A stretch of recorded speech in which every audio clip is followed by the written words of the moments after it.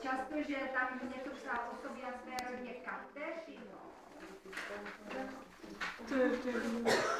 Děláte ty poznámky? No. Jo.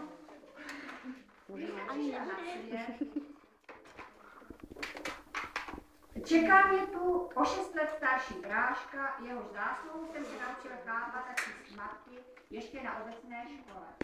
Měl totiž školní i zeměpisný atlas, v němž jsem jednou objevil islám a ten mě připravoval, aniž bych vlastně věděl proč.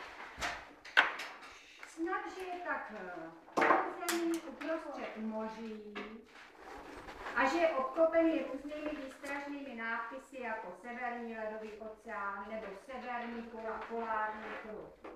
Možná i proto, že se jeho tvar podobá Raynovu elektrickému. Ale není vyloučeno, že nejvíce proto, že nejznámější islámská sopka má velmi česky znějící zvukomalebný název Hekla. Hekla. No a vidíte, neuplynulo ani 50 let a já na ten islám letěl a dokonce s bráchou, v jehož atlasu jsem ho objevil. A co je důležité, brácha mě nechá sedět u okýnka jako za mlada.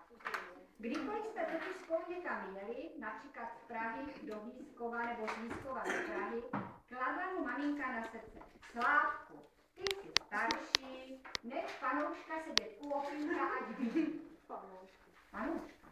František je krásné české jméno. Fanoušci jsou důležití. Ano, ani náhodou František, žádný František. Ne, fanoušci jsou důležití. A mě kladla na srdce, Veto. Fanoušek se musí vážit.